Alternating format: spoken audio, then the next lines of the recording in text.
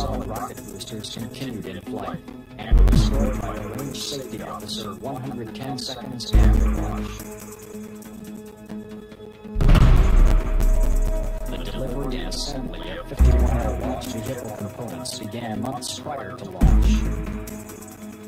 The solid rocket booster segments were transported by rail to the Kennedy Space Center.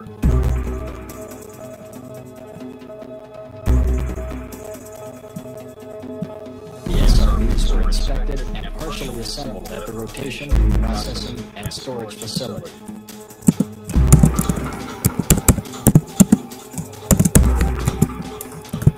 The segments were then moved to the Vehicle Assembly Building, or VAB, where they were stacked on the old launch platform.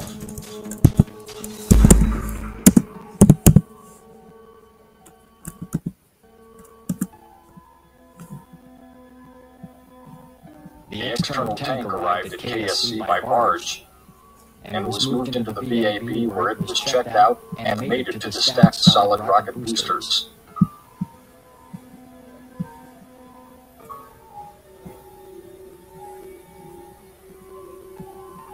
After orbiter checkout, Challenger was rolled into the VAB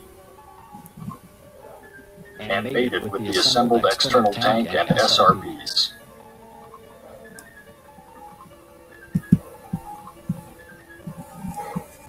The STS-51L vehicle was transported from the VAB to the launch pad on December 22, 1985. At a crawler speed of approximately 1 mile per hour, the journey takes about 6 hours. The launch was rescheduled several times, resulting in the final countdown on January 28, 1986. The weather was forecast to be clear and cold, with temperatures dropping into the low 20s overnight. The fueling of the external tank began at 1:25 a.m. Ice had accumulated on the launch pad during the night. Several water systems were opened slightly and allowed to flow into drains. The drains froze and caused overflows. High wind gusts spread the water over large areas and ice formed. The air temperature at launch was 36 degrees Fahrenheit. This was 15 degrees colder than any previous launch.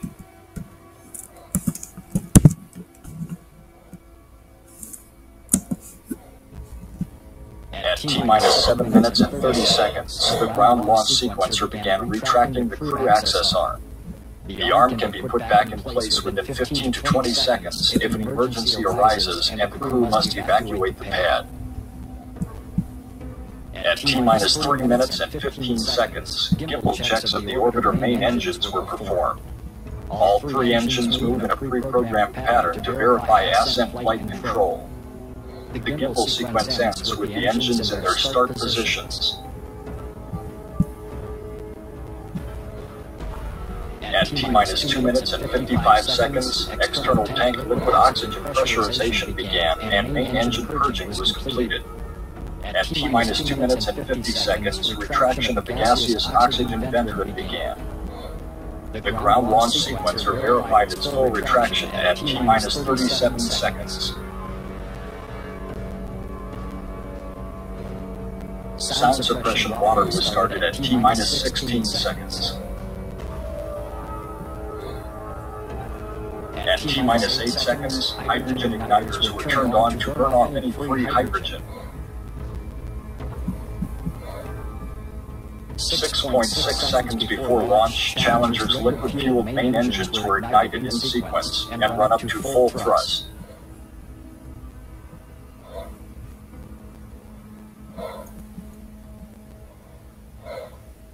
Thrust from the main engines bends the shuttle stack. When it returned to vertical, the solid rocket boosters ignited. At T0,